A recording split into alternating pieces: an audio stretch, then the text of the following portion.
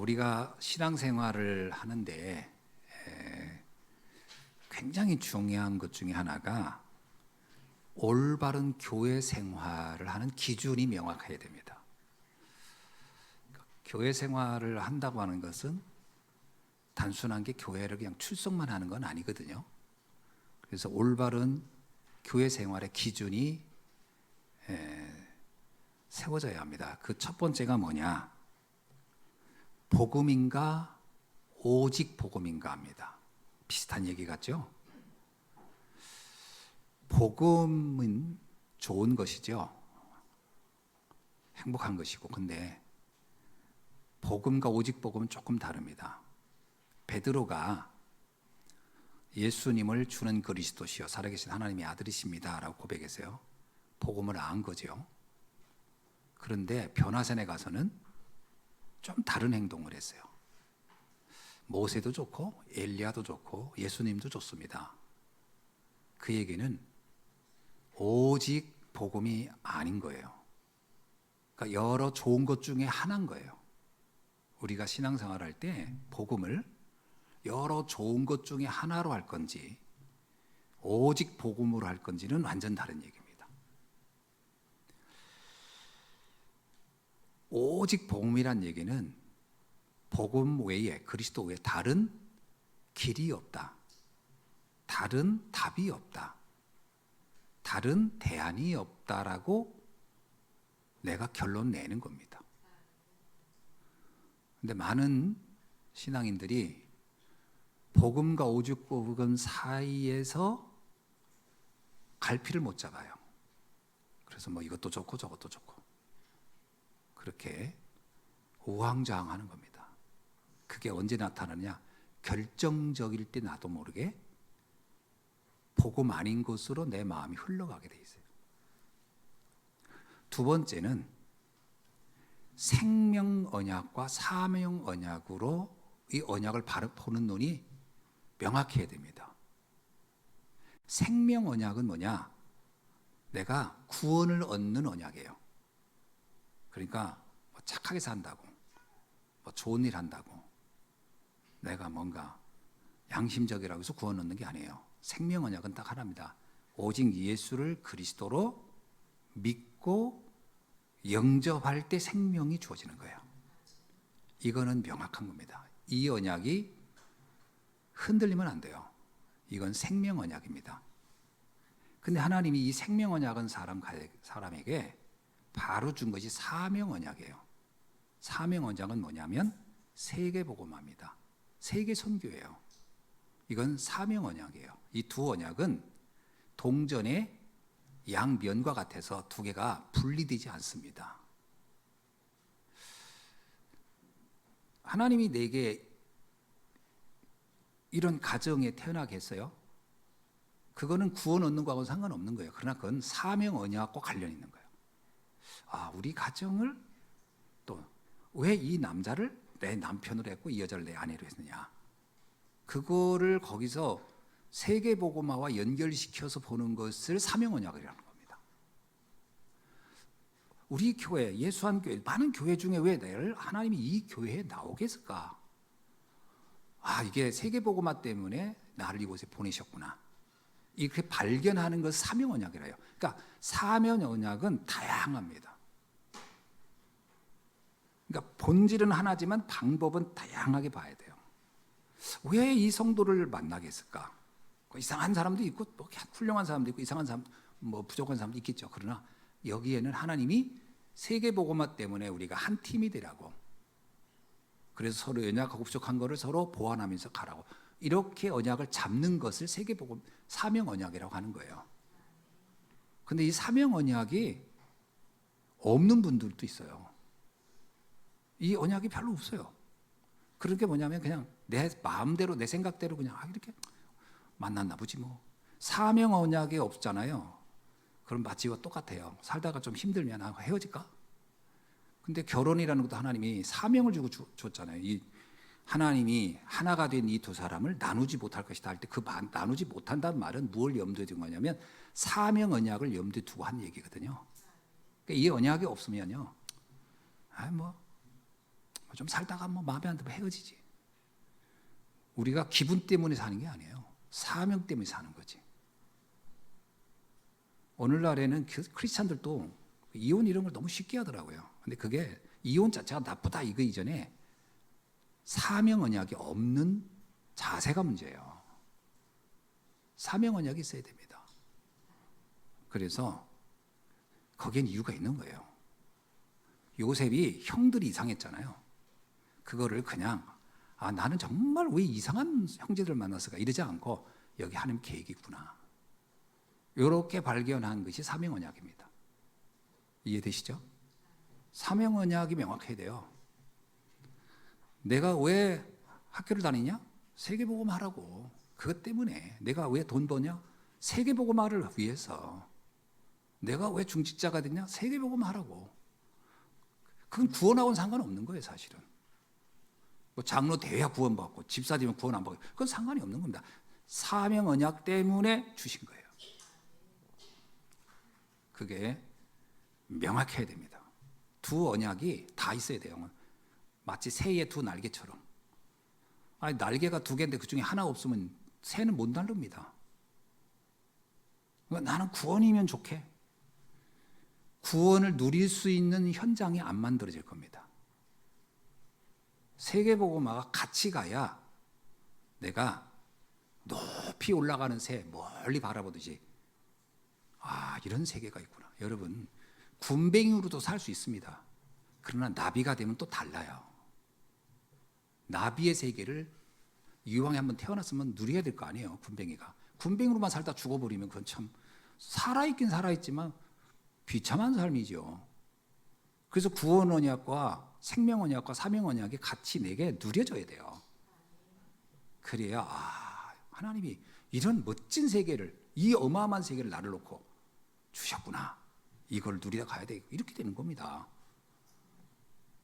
그러니까 이게 성도들이 이걸 잘 모르고 그냥 약간 좀 뭐라고 할까? 신앙생활을 우울하게 하다가요. 우울하게.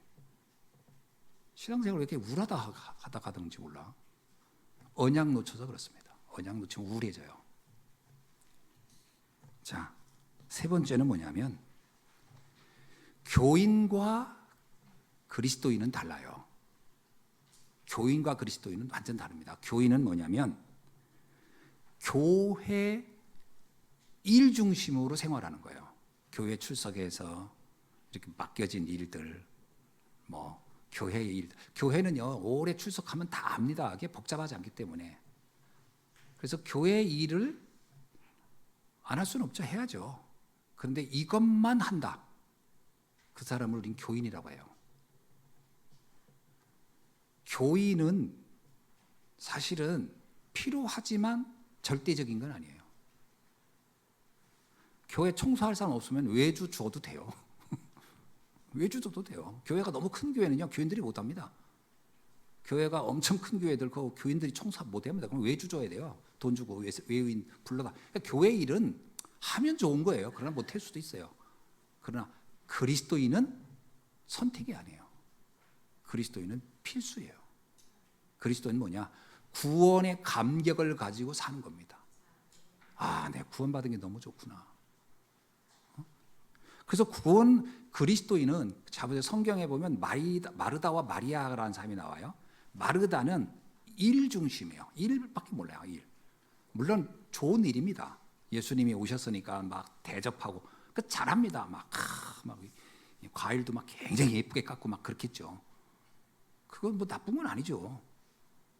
근데 그거는 그렇게 해도 좋고 그렇게 안 해도 상관없어요. 중요한 건 뭐냐면 마리아는 어땠냐? 말씀을 너무 사모했어요. 그게 크리스찬입니다. 기독교인이라는 건 뭐냐? 기독교인, 말씀을 사모하는 거예요. 주의 말씀을 사모하고 주님의 뜻에 관심이 가고. 그게 사실 더 중요해요. 그러니까 그리스도인이 된 상태에서 교인의 일을 하는 것은 전 좋은 겁니다. 그러나 이 구원의 감격과 감사, 말씀에 대한 순종, 말씀에 대한 관심, 이건 별로 없으면서 그냥 교회 일을 열심히 한다. 되게 위험한 일입니다. 왜 위험하죠? 그 사람이 교회 떠날 때 보면 그것 때문에 떠나요. 뭐 나밖에 일 안 했다는 둥, 누가 안 도와줬다는 둥. 왜 이걸 하냐고.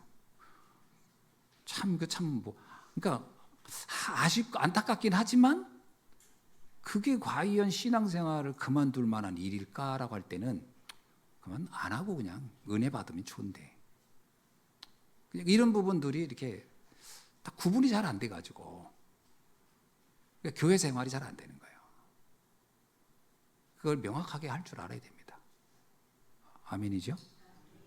그래서 저는 말씀 사모하는 것을 더 중요하게, 전 교회 좀 청소 안에서 들어보면 그것 때문에 화가 나진 않아요. 들어와서 내가 쉬었으면 되고 정 안 되면 그냥 바람으로 훅 불어가지고 내버려도 되고 그건 상관없습니다. 그건 해두고 안 해두고 앉을 때 그냥 휴지 갖다 닦고 앉으면 되는 거죠. 옛날에 저 예배 처음 드릴 때 인천에서 그 건물과 건물 사이에 우리 목사님이 왜 그 땅을 샀는지 몰라요. 이쪽은 상가고 이쪽은 법원 시작하는 그 가운데 땅인데 그게 무슨 약간 그 도로도 아니고 이렇게 빈 땅인데 교회가 그걸 샀어. 그러니까 골목 땅을 산 거야. 그래가지고 거기다가 위에 천막 치고 밑에다 가마떼기 하고 그리고 사과깨 짝 3개 갖다가 얹혀놓고 거기서 예배 드렸어요. 나는 옛날이죠. 옛날 그 엉덩이 아파가지고 가마 위에 앉아봤어요. 엉덩이 다 패켜요. 그 나중에 막 성도들이 너무 엉덩이 아프다 했더니 방석을 이제 사가지고 주는데 목사님이 얼마나 웃긴 줄 아세요? 방석에다 자기 이름 다 쓰래. 방석 관리를 본인이 하라고. 자기 방석 들고 다니니까. 그렇게 예배 드려도 상관없어요. 그래서 예배 드리면 은혜 받으니까. 그게 그렇게 막 어리번쩍하고 막 좋아야 되는 건 아니에요. 그러면 좋으면 좋지만 그렇게 안 해도 됐다. 더 중요한 건 말씀을 사모하는 마음이 더 좋아야 돼요.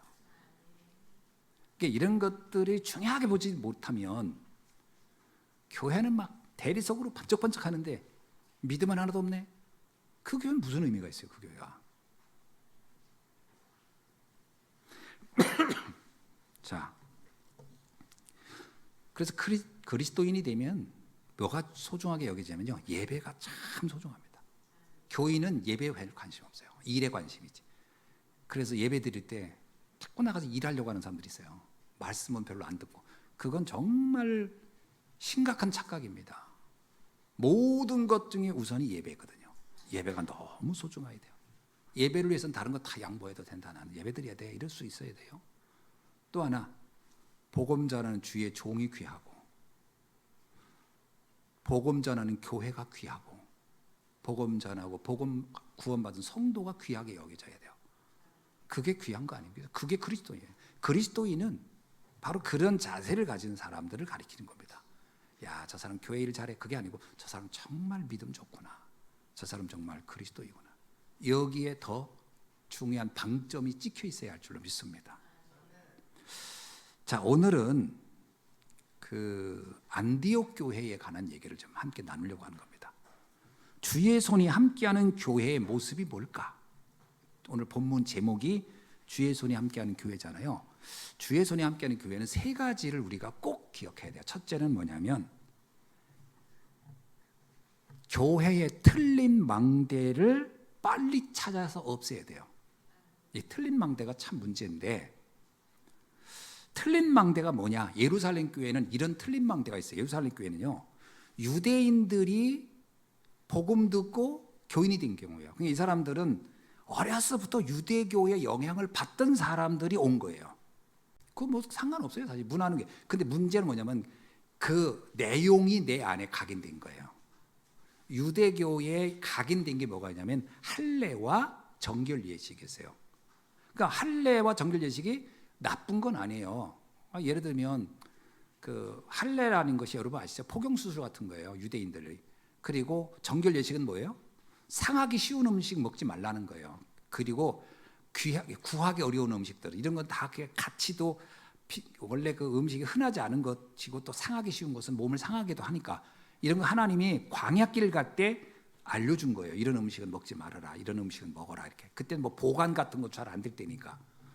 그런데 문제는 뭐냐면 이거를 신앙의 기준으로 한 거예요. 이거를 해야 구원받는다. 이걸 안 하면 구원받을 수 있는 자격이 없다. 이런 생각이 은연중에 성도들 가운데 들어온 거예요. 그러니까 이 망대가 어느 정도까지 심했냐면 이방인들은 할례도 안 하고 정결 예식도 안 지킨단 말이에요. 그렇게 뭐라 하냐면 저런 사람은 구원받을 수가 없을 거야. 저런 사람은 하나님이 택할 수가 없을 거야 라는 생각이 이 성도들 머릿속에 딱 들어온 거예요. 우리도 모르게요. 편견이 만들어지고 차별이 세워지고 이런 수가 있거든요. 우리 안에. 우리나라 초기에는 어떻게 했을까요? 선교사들이 와서 교회 들 때 남자들만 예배 드려야 되고 여자는 저리 가. 그래서 처음에 그랬다가 여자들 못 오겠다고 선교사들 깜짝 놀랐죠. 무슨 소리냐고. 그랬더니 이제 여자들도 오라고 하는데 같이 앉아 있는 게 너무 흉하다 해서 가운데 커튼 쳐가지고서 이쪽은 남자, 이쪽은 여자. 강화도에 가면요 V자 교회가 있어요. 강대상은 가운데고 건물을 양쪽으로 지었어 이렇게. 이쪽은 남자, 이쪽은 여자. 들어오는 문도 달라. 그런 교회도 있어요. 옛날에. 이런 편견이 있을 수 있거든요. 그 애들은 어땠을까요? 애들은 저리 가라요. 감히 어디를 오냐고. 이런 것도 편견이거든요. 이런 것이 문화처럼 들어와 있어서 예루살렘 교회는 뭐냐? 이방인에게는 안 돼. 저들은 복음 전할 수 없어. 그래서 베드로가 누구예요? 사도 아닙니까? 베드로가 이방인 고넬료 집에 가가지고 초청받아 간 거예요. 가가지고 대접받고 그리고 고넬료가 자기 정말 하나님 잘 믿고 싶다 해서 복음 전하고 그래서 그 세례 주고 다 하고 왔어요. 예루살렘 교회 사도들이 뭐라고 할까요? 너 왜 그런 데 가서 쓸데없는 짓 했냐고 막 비난했단 말이에요. 그게 예루살렘 교회 분위기였단 말이에요. 틀린 각인이에요. 이 각인이 한번 들어가면 잘 안 바뀝니다. 그러니까 당연히 이들에게는 뭐가 관심이 없어요? 선교에 관심이 없는 거예요. 뭘 선교를 해? 우리끼리 해도 되지. 왜? 이방인들에 대해서 마음이 없는 거예요. 이방인을 선교한다? 그 사람이 망대가 되게 무섭습니다. 그리고 막 얘기하면요 인정 안 합니다. 인정 절대 안 해요. 그럼 내가 뭐가 틀렸냐고 그러지. 참 신기하죠. 망대가 그래서 무서운 거예요. 한번 뭐가 딱 들어가면 안 바뀌어 이게.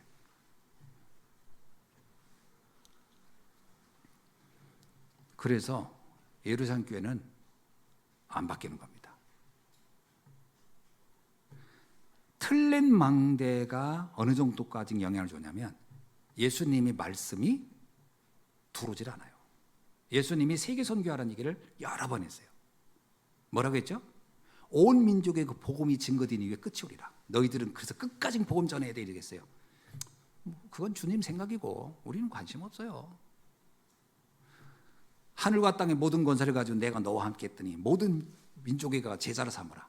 그건 주님 생각이지. 우리는 그거 관심 없어요. 온 땅에 가가지고 만민에게 복음을 전파하라. 병든 자들 치유해라. 그건 주님의 문제 관심이고 우리는 관심 없어요. 예수님이 또 예루살렘과 유다 사마리아 땅끝까지 복음의 증인이 되라. 좋은 말이죠. 그런 데선 관심 없어요. 예루살렘 교회가 희한하게 말씀을 다 들었는데 마음에는 담기지가 않았어요. 오늘날의 성도들이 내 생각으로 꽉 차 있거나 내 주장이 꽉 차 있잖아요. 말씀 들어도 관심 없습니다. 요나가 그랬어요. 요나야 너 나를 잘 섬기지 않냐? 그러면 이 복음을 가지고 저 니느웨 성 가서 복음 전하라 그랬어요. 요나가 뭐라는 줄 아세요? 전 그렇게 못합니다. 아는데 그리고 자기는 도망가 다시스로. 그 망대가 한번 들어오잖아요. 별 말씀 다 해도 안 듣습니다. 그 뭐라는 줄 알아요? 다 알아요. 알긴 다 알지. 그러나 안 해요.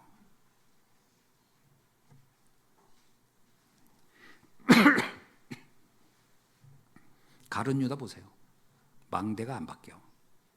예수님이 3년을 따라다녔는데 가룟 유다의 생각 속에는요 철저하게 어려운 사람 도와야 되고 착한 일을 해야 되고 이 망대가 너무 강했어요. 영적인 거에 대한 관심이 없어요. 육신적으로 어떻게 잘해 사람들을 편하게 해주냐 이런 생각이 가득했어요. 완전 인본주의자죠. 3년을 따라다녔는데 나중에 예수님이 어떤 여자가 와서 옥합을 깨가지고 예수님 머리에다 붓고서 막 그러니까 그럼 보통 다른 제자들은 이랬어요. 저 여인이 옥합을 깨는 이유가 뭡니까? 주님, 이 옥합은 무슨 의미가 있습니까? 이렇게 물었거든요. 가룟 유다는 뭐라 하겠게요? 이 비싼 걸 왜 이렇게 허비합니까? 이거 해가지고 좀 팔아가지고 어려운 사람 도와줘야죠.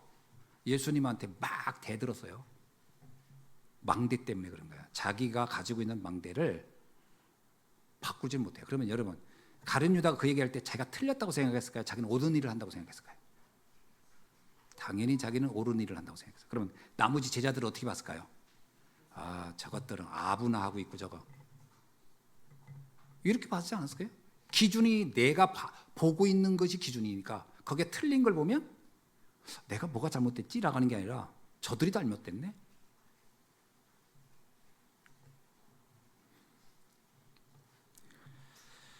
결국은 가룟 유다는 자기 망대를 바꾸지 않았습니다.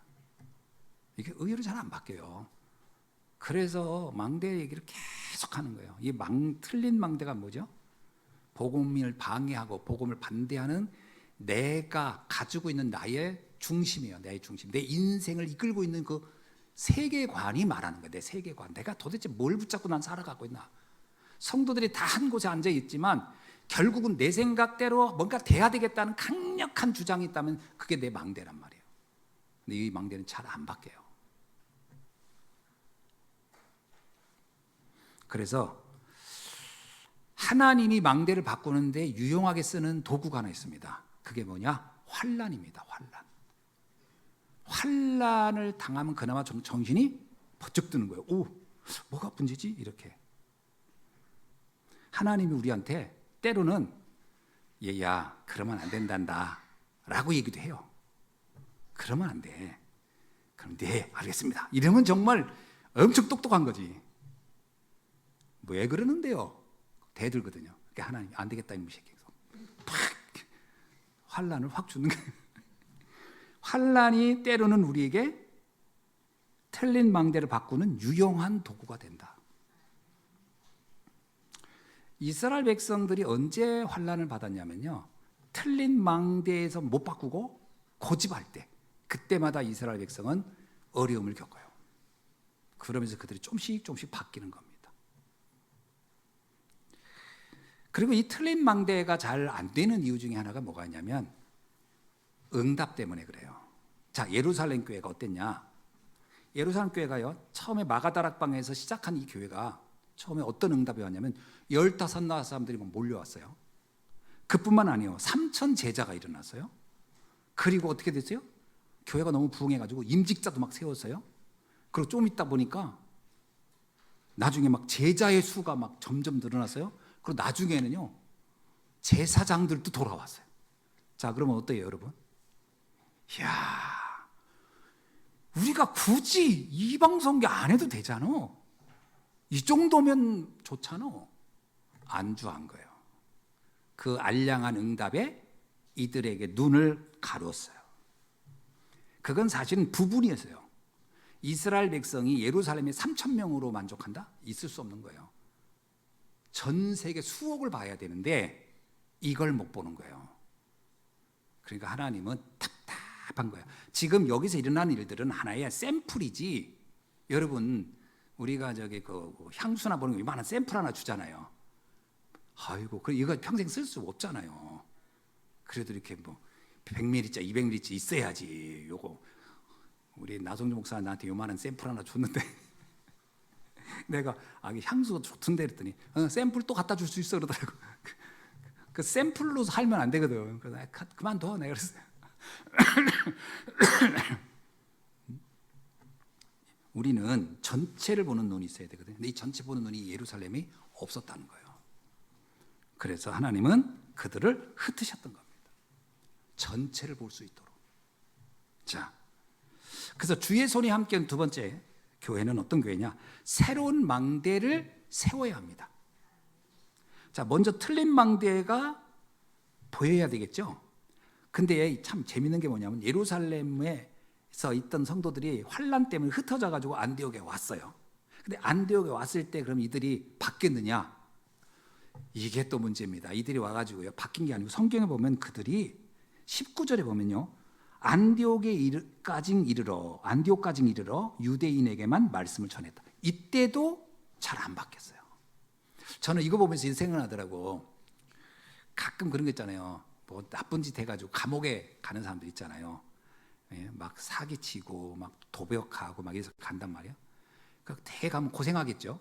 그 나와요. 그럼 또 가요. 그리고 또 가. 그럼 그 사람 나올 때는 그럴 거예요. 다시는 안 한다. 그래서 막 두부도 먹고 그러잖아요. 그냥 그다음에 또 간다. 왜 그럴까요? 그게 의외로 본질을 잘 못 바꾼다는 거예요. 그 환란만 가지고는 약간의 자극은 되는데 안 바뀌어요, 사람이. 안 바뀌어요. 묘하게 잘 안 바뀌더라고. 자, 왜 잘 안 바뀔까요? 이 망대가 나의 인생을 좌지우지할 만큼 심각한 문제라는 생각을 못하기 때문에 그렇습니다. 그게 잘 안 되거든요. 사람이 자기 틀린 망대를 자기가 발견하기가 의외로 쉽지가 않습니다. 그리고 남들이 또 말해주는 것도 쉬운 게 아니에요. 말해주면 그렇구나 하지 않습니다. 굉장히 기분 나빠하고 그러면서 이럽니다. 니는 잘났어? 이렇게 나오기 때문에 이게 말아서 되는 게 아니에요. 그래서 이게 틀린 망대를 말해줘가지고 바뀌는 게 아니고요. 스스로가 어느 날 발견해야 돼요. 근데 어떻게 발견되느냐? 대부분은 은혜로 발견되는 거죠. 이 교회에 어떤 일이 일어나느냐? 신기하게도요. 구브로와 구레네 사람들이 이곳에 왔습니다. 그들도 이 안디옥에 왔어요. 근데 그들은 어떤 사람들이냐면 구브로와 구레네는요. 지중해 한가운데 있는 섬이에요, 섬. 그러니까 그 섬 사람들이 복음을 알아듣고 온 거예요. 그 사람들이 누구 때문에 복음 들었을까요? 사도행전 2장에 보면 그 15나라 사람 중에 구레네에서 온 사람들이 있었거든요. 그런 사람, 구브로에서 온 사람들이 있어. 그 사람들이 위해서 가서 복음을 전해 들었겠죠. 이들이 여기로 온 거예요. 근데 이 사람들은 유대교의 영향을 그렇게 받지 않았던 사람들이에요. 이들은 딱 보니까 안디옥이라는 지역이 어떠냐면 한 90%는 이방인이고 유대인은 10%도 안 돼요. 근데 거기서 성도들이 전도를 신앙생활 하는데 누구한테만 복음 전하냐? 10%도 안 되는 사람한테만 가서 복음 전하고 있는 거예요. 그걸 구브로와 구레네에서 온 사람들이 보고서 이상하네.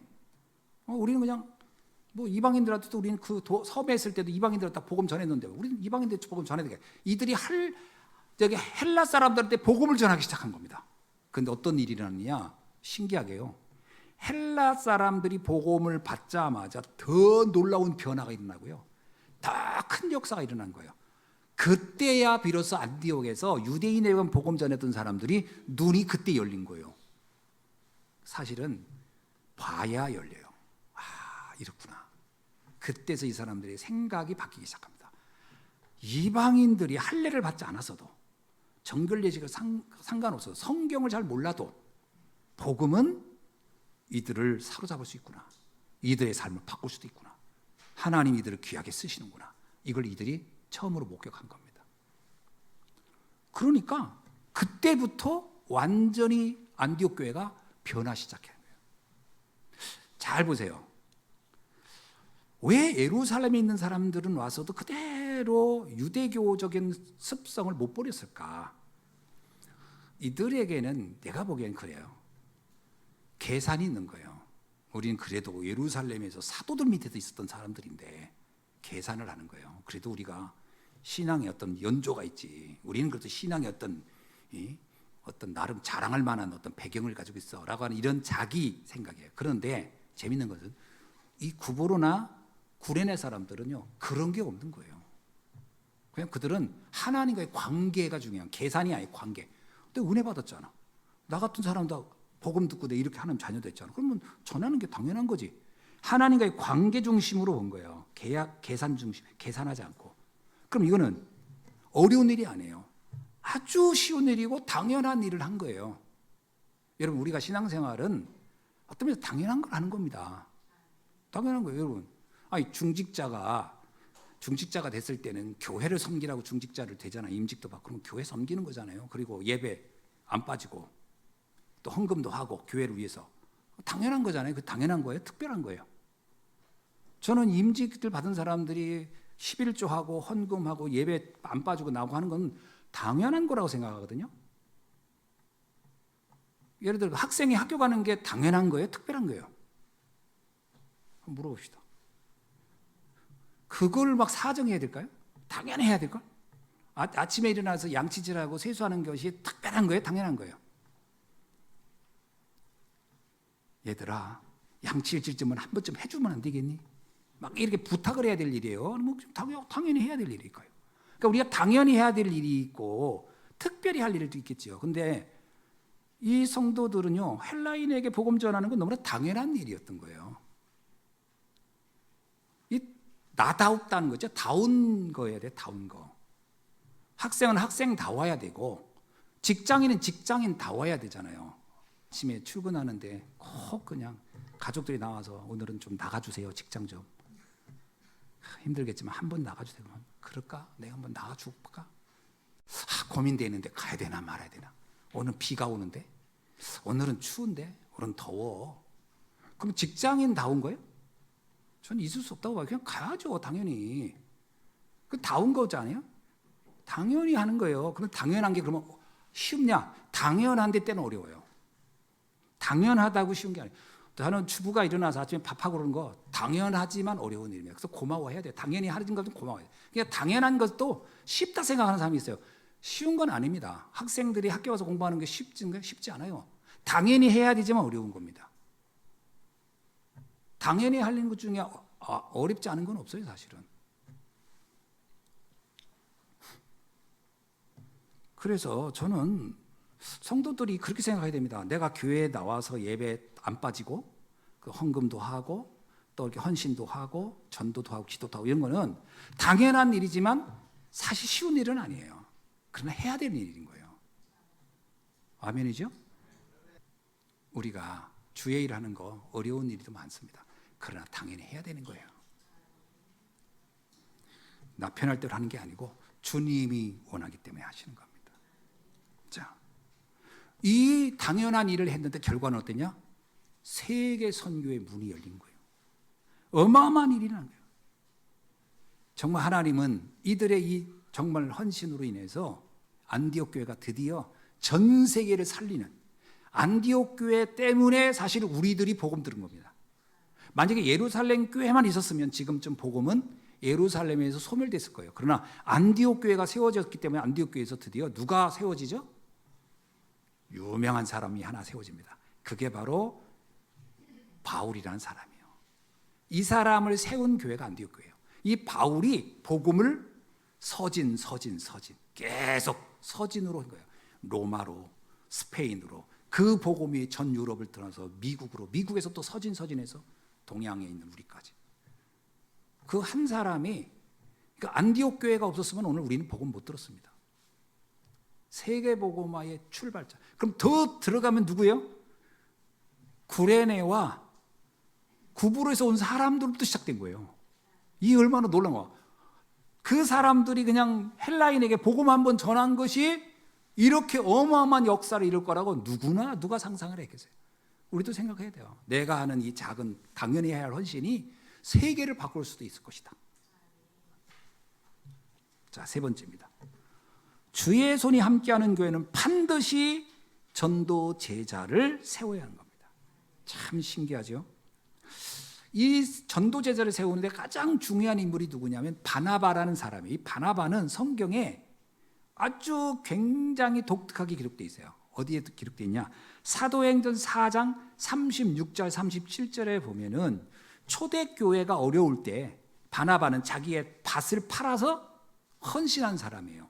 그 쉬운 게 아니에요. 그때 당시도 유대인들이 밭을 팔아서 헌신한. 근데 이 바나바를 뭐라고 썼냐? 그는 구레네 사람이라고 나와요. 한번 볼까요? 거기 구브로 사람인가 구레네 사람인가 거기 나오죠? 4장 36절에 보면 구브로 사람이네요. 36절에 구브로에서 난 레위 족속 사람이 있으니 이를 이름은 요셉이라. 사도들이 일컬어 바나바라. 이 사람을 위로의 아들이라고 약간 내가 볼 때는요. 그 이름을 바꿔 명칭을 하나 부여해 줬어요. 이 사람은 왜 위로의 아들일까요? 이 바나바를 사람들이 보면서 너무 힘을 얻는 거예요. 이게 보통 사람이 아니에요. 이 바나바를 보면 사람들이 낙심했다가 상처받고 넘어졌다가 이 바나바를 만나면 사람들이 힘을 얻는 거예요. 그래서 제자들이 뭐라고 붙였냐면 너는 사람들에게 위로를 주는 사람이구나. 이름을 요셉이라 하지 말고 바나바라고 해야 되겠다. 아멘. 내 이름을 영어 이름으로 바나바로 할까? 이름을 바나바로 바꿔준 거예요. 이 사람이에요. 그러니까 이 사람은 자기가 볼 때 이 사람은요, 복음의 가치가 너무 소중해서 자기의 전 재산을 교회에 헌신할 정도의 중심을 가진 사람이에요. 그러니까 이 사람은 이름을 교회가 바꿔줄 정도로 예루살렘 교회는 이 사람의 믿음을 인정하고 있었어요. 그런데 안디옥 교회가 놀라운 역사가 일어나잖아요. 막 헬라인에게 복음 전하고 막 일어나니까 이 소문이 예루살렘 교회에 들렸어요. 그러니까 예루살렘 교회가 고민에 빠졌어요.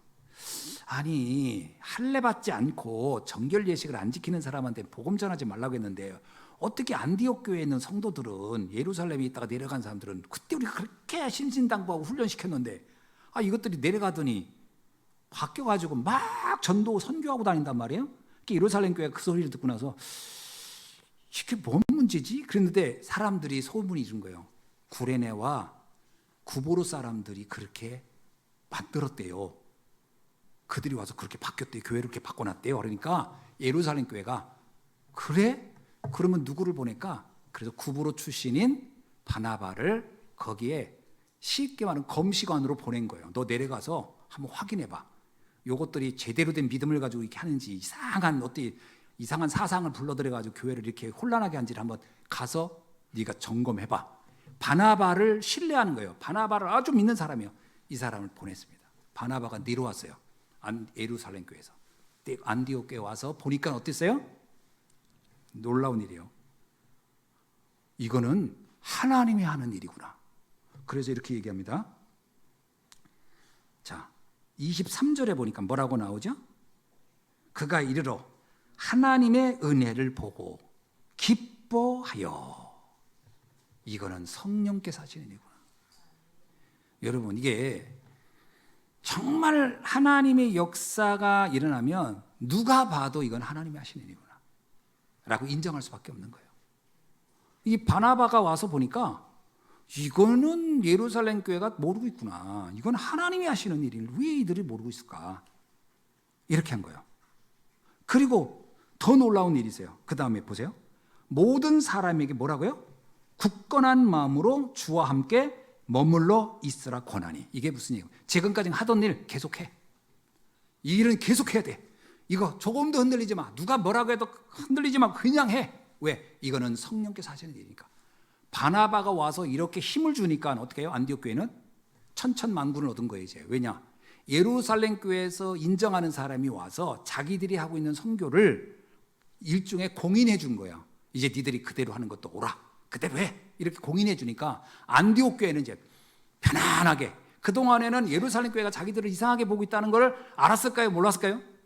난 알고 있었을 것 같아. 자기들이 바보가 아니라 예루살렘 교회에서 이 사실을 알면 뭐라고 할 텐데 그랬는데 놀랍게 안디옥 온 바나바가 그냥 상관없다. 이대로 해라. 이렇게 얘기하니까 안디옥 교회는요, 막 힘을 얻어서 이제 막 이방 선교를 마음껏 하게 된 겁니다. 이때 바나바는 어떤 사람이냐? 여기 보세요. 24절에 바나바는 착한 사람이요 성령과 믿음이 충만한 사람이다. 이 사람을 설명을 참 잘 해놨어요. 이게요, 이 바나바가 어떤 사람이에요? 저는 이렇게 생각도 해요. 봐요. 내가 이제 안디옥에 왔어요. 예루살렘에서 파송받아서 누구나 사람들이 이렇게 옆에다 훈장 하나를 차주면, 여기다가 완장을 차주면 사람이 바뀌어요. 희한하게 완장 차주면 사람이 이상하게 목에 힘들어가고 알아듣는 짓도 하고 막 명령도 하고 막 이럽니다. 사람이라는 게 희한해요. 이 바나바가 완장 차고 내려온 거예요. 지금 검시관으로. 그럼 보통 사람은 어떻게 했을까요? 와서 이건 마음에 안 드는데 자기 속으로는 괜찮은데 해도 뭔가 꼬투리를 잡아가지고 못하게 하려고 하지 않았을까요? 사람의 성격상. 근데 바나바는 그런 사람이 아니었어요. 어떤 사람이냐? 이 사람은 착한 사람. 이 착하다는 말은 그냥 물에 물 탄 듯 술에 순 탄 듯 이런 의미가 아니고요. 그의 속이 부드러운 사람이란 뜻이에요. 하나님이 쓰시기에 부드러운 사람이란 뜻이에요. 여러분, 하나님이 이스라엘 백성을 뭐라고 한 줄 아세요? 목이 곧은 자더라 그랬어요. 그러니까 고집이 보통이야. 유대인들이 대부분이 고집불통이었어요. 자기들이 뭐 한번 생각하면 절대 안 바꿔. 하나님이 바꿔야지 내가 왜 바꿔요? 막 이런 스타일이니까 하나님이 막 유대인을 볼 때마다 이거 귀하게 쓰고 싶은데 너무 고집불통이고 자기 생각밖에 못하고, 그래서 이 목이 굳은 자더라 그러면서 막 야단친 게 많거든요. 근데 이 바나바는 어떤 사람이냐? 마음이 부드러운 사람이에요. 하나님의 말씀에 무조건 순종하는 사람이에요. 이런 의미입니다. 이게 말씀에 순종하는 사람. 뭐냐면 이 사람은 성령 충만, 영적인 사람이란 얘기예요. 성령과 믿음이 충만했단 말이면 아주 영적이고 복음적인 사람. 그래서 이 사람은 와서 볼 때 예루살렘의 생각이 잘못됐다라는 것을 본인이 명확하게 본 거예요. 자, 우리가 착한 사람이 돼야 할 줄로 믿습니다. 막 내 생각 주장하고 내 고집 피고 그러면 안 돼요. 주의 말씀 앞에 부드럽게. 그리고 완전 복음의 사람이 되어야 합니다. 할렐루야. 예, 그래서 누가 보더라도 이분은 참 부드러워 이래야지. 이분들은 대리석 같아. 그러면 안 돼요. 부드러워야 됩니다. 자, 그래서 이 사람이 무슨 생각을 했냐? 세계복음을 하려면 제자를 세워야 돼. 제자를 세워야 돼. 그래서 떠오르는 게 누구죠? 세계복음화를 마음에 잡고 언약으로 잡고 생을 걸겠다고 한 사람이 하나 있었으니 그의 이름은 바울이다. 근데 이 바울은 그때 다소에 있어서, 다소는 바울의 고향이에요. 바울이 다메섹에서 은혜를 받고 나서 너무 큰 충격을 받고 나서 그는 마음을 진정하려고 다소인 고향으로 내려가서 거기서 잠깐 쉬고 있었어요. 그거를 바나바가 알았어요. 그래서 바나바는 바로 다소로 가서 바울을 데리고 옵니다. 어디로 데리고 왔을까요? 안디옥으로 데리고 옵니다. 안디옥으로 데리고 와서 바나바가 뭘 보여주죠? 세계 선교가 어떻게 되고 있는지를 보여주는 겁니다. 이방 선교가 어떻게 되고 있는지를 바울에게 보여주는 거예요. 이게 바로 하나님이 원하시는 거다. 너 앞으로 이 사명을 네가 감당해야 된다. 또 하나, 바나바에게 뭘 얘기했냐면, 바나바는 바울에게요. 바울은 마가다락방 사건을 모르는 사람이에요. 마가다락방 사건을 전혀 몰라요. 그거를 바나바는 자세하게 설명합니다. 예수님이 마지막 부활하시고 승천하기 직전까지 무슨 말씀을 했으며 우리에게 어떤 당부를 했는지를 말해주죠. 그게 바울의 가슴에 딱 깊은 못처럼, 잘 박힌 못처럼 박히게 되는 겁니다. 내 인생을 이렇게 살다 가야 되겠구나. 한 시대 최고의 전도자인 바울을 세우는 일이 일어나는 거죠. 이때부터 어떤 일이 일어났냐? 비로소 안디옥 교회 성도들을 보면서 사람들이 뭐라고 했다? 그리스도인이라고 일컬음을 받게 되었다. 최초의 그리스도인이라는 이름을 받게 된 그런 호칭을 받은 사람들이 안디옥 교회 성도들이에요. 여러분, 그리스도인이라는 뜻이 뭐죠? 아까 얘기했죠? 구원의 감격 속에 있는 사람, 말씀을 사모하는 사람, 하나님의 뜻을 따라 살려는 사람들, 그 사람들을 그리스도의 제자라는 뜻이에요. 그리스도인 아니고 그리스도의 제자. 어떤 사람의 제자가 아니고 그리스도의 제자. 이렇게 인정을 받기 시작했다. 여러분, 누군가 여러분을 볼 때 이래야 됩니다. 야, 역시 예수안교회 성도들은 그리스도인이구나. 그리스도의 제자야. 이래야 되는데 누가 볼 때 그 교회는 도대체 뭔 교회지? 왜 저렇게 사람들이 저렇지? 저렇게 걱정도 많고 염려도 많고 뭐 이렇게 맨날 무너지고 갈등하고 그러면요, 이게 전도는 끝난 거예요. 전도 안 됩니다. 그러면 전도는 언제부터 되냐? 사람들 볼 때 야, 나도 저 사람처럼 저런 믿음 가지고 싶다. 이래야 전도가 돼요. 아멘. 자, 옆 사람한테 인사합시다. 당신이 그리스도인입니다. 시작. 그럼 뭐라고 해야 돼요? 당연하지. 그래야 됩니다. 그래야 돼요. 당신이 그리스도입니다. 아니요. 이거 뭔 그리스도. 그러면 정말 곤란이고 전도가 거의 안 됩니다. 그러면. 자, 말씀을 맺습니다. 주의 손이 함께하는 교회의 특징이 있어요. 일단 내 안에 틀린 망대부터 바꿔라. 우리는 창세기 3장, 6장, 11장의 망대가 너무 가득해요. 그래서 나 중심, 물질 중심, 성공 중심이에요. 그래서 일단 내 생각대로 안 되면 못 견디고 내 생각이 안 되면 갈등하고 시험 들고 막 이런 게 있어요. 내 생각대로 안 돼도 하나님 뜻이 맞다면 순종해야 됩니다. 아멘이죠? 성경에 나오는 7명의 렘넌트 보세요. 자기의 뜻대로 된 게 하나도 없어요. 다 하나님의 뜻대로 됐지. 자, 그래서 나의 망대, 왠지 모르게 나의 망대가 뭔지를 빨리 바꿔라. 두 번째는요, 세계복음화를 위한 새 언약을 새롭게 붙잡아라. 세계복음화를 하셔야 돼요. 여러분 아까 새의 두 날개 얘기했잖아요. 그래야 여러분이 마치 군뱅이로 살던 내가 나비가 되는 마음을 그걸 체험하게 될 겁니다. 나비가 되는 걸 느껴야 돼요. 그 세계복음화 해야 돼요. 복음을 이해했으면 세계복음화를 여러분이 딱 그러면 그 세계복음화 될 때 그 탈피할 때 매미가 탈피할 때도 그렇고 나비가 탈피할 때도 그게 쉬운 게 아니에요. 그거 막 진짜 자기 살을 찢고 나오는 것 같은 그런 고통도 있는 겁니다. 그렇지만 그거는 완전 새로운 세계를 보는 거예요. 마치 아이가 출산하는 과정 고통스러워도 몰라도 나오면 너무 예쁜 것처럼 여러분의 인생은 그 탈피의 과정이 있어야 됩니다. 세계복음화에 대한 새로운 각인. 난 세계복음화 할 것이다. 아멘이죠? 하셔야 돼요, 그거. 그 다음에 세 번째입니다. 제자를 세워야 되겠다. 내가 아무리 다른 거 바빠도 제자 세우는 일에 내 집중할 것이다. 전도운동의 꽃은, 전도운동의 결론은 사실은 제자입니다. 그래서 우리가 왜 세 가지 뜰을 얘기하죠? 세 가지 뜰은요, 바로 이런 제자를 세울 목적 때문에 그럽니다. 세 가지 뜰은 다른 게 아니에요. 그 건물을 만든다는 게 아니에요. 이런 제자를 세우겠다는 뜻입니다. 다민족 중에 이런 제자, 아멘이죠?